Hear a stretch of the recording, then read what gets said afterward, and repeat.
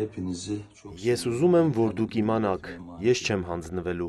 Ստամբուլի քաղաքապետ նախագահ Ռեջեփ Թայիպ Էրդողանի քաղաքական գլխավոր հակառակորդ Էքրեմ Իմամօղլուի տեսաուղերձն է ձերբակալությունից առաջ։ Ձերբակալությունը վաղ առավոտյան էր։ Ըստ թուրքական լրատվամիջոցների Ստամբուլի քաղաքապետը ձերբակալվել է հանցավոր կազմակերպություն ստեղծելու մեղադրանքով, բայց մինչև մեղադրանքն ու ձերբակալությունը Թուրքիայում արդեն իսկ անհանգիստ էին։ Նելի Մինասյանը վերջին օրերի իրադարձությունների ժամանակագրությունն է ներկայացնում։ Մի քանի օր առաջ,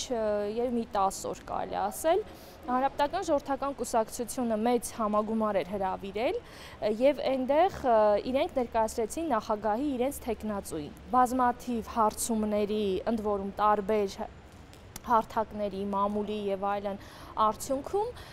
ակնհայտորեն, որ լիդեր որպես այդպիսին խարիզմատիկ գործիչ, որը գործընթացի մեջ մտնել է ընդհանրապես, դա Էքրեմ Իմամօղլուն է, այսինքն Ստամբուլի քաղաքապետը։ Չնայած Թուրքիայի գլխավոր ընդդիմադիր ժողովրդահանրապետական կուսակցությունը մարտի 23-ի ներքվեարկությամբ որոշելու նախագահի ընտրություններում իր թեկնածուին, բայց արդեն բոլորին պարզ էր Ստամբուլի քաղաքապետն է լինելու։ Մինչև այդ Ստամբուլի համալսարանը երկուշաբթի չեղյալ հայտարարեց Իմամօղլուի բարձրագույն կրթության վկայականը, ինչը հարցականի տակ է դնում թեկնածուի կարգավիճակով ընտրությանը մասնակցելու հնարավորությունը։ Առանց դիպլոմի, առանց բարձրագույն կրթության հնարավոր չի առաջին հերթին հենց նախագահի պաշտոնի համար ուրեմն պայքարել։ Հենց այդ որոշումից հետո երեկոյան Թուրքիայում արդեն անհանգիստ էին։ Հանրապետական ժողովրդական կուսակցության բազմաթիվ համախոհներ հավաքվել էին բարձրագույն կրթության կոմիտեի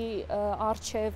իրենց բողոքն էին արտահայտում։ Մարտի 19-ին եւս պատրաստվում էին բողոքի ակցիա կազմակերպել, բայց առավոտյան տեղի ունեցած ձերբակալությունները իրավիճակը փոխեցին։ Ձերբակալվածների թիվն անցնում է 100-ը, այդ թվում Իմամօղլուի մամուլի խոսնակը Ստամբուլի շրջանային որոշ ղեկավարներ։ Ոստիկանությունը մի այսպիսի մեծ գործ է նախաձեռնել կապված կաշառակերության ցանցի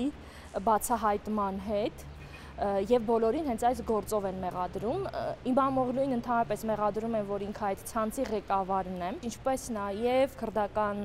բամրական կուսակցությանը հովանավորելու մեջ։ Ժողովրդահանրապետական կուսակցությունը իհարկե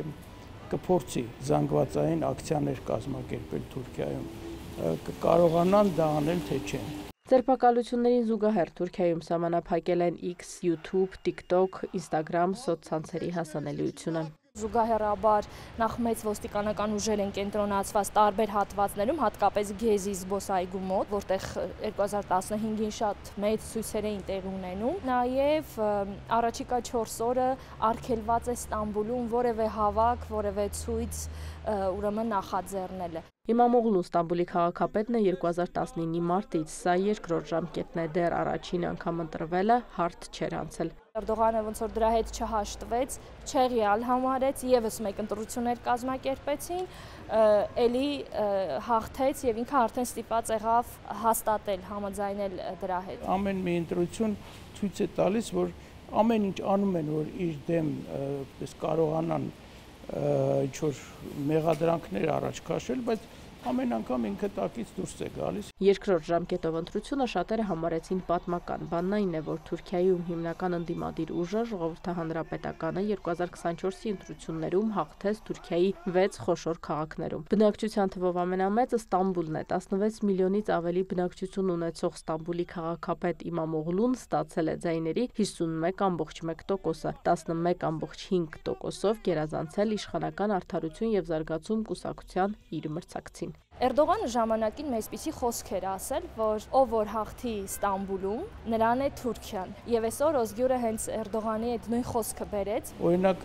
ես հիշում եմ, որ Էրդողանը ինքը երբ որ քաղաքապետ էր, սրանից 100 դար առաջ,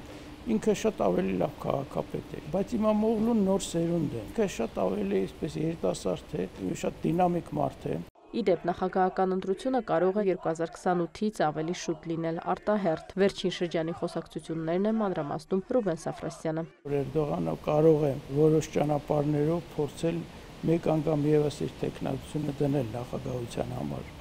այսինքն հայտարարելով արտահերթ ընտրություններ։ Ընդդիմադիր ղեկավարներ ունեցող մյուս քաղաքներում իրավիճակը հանգիստ է, ձերբակալություններ չկան, բայց օրինակ Անկարայի քաղաքապետն էլ է ժողովրդահանրապետական կուսակցությունից։ Ինչալուց նա հիմա գտնվում է Թայվանում եւ երբ որ թղթակիցներն հարցրել են ինքը պատրաստվում է վերադառնալ թե չէ,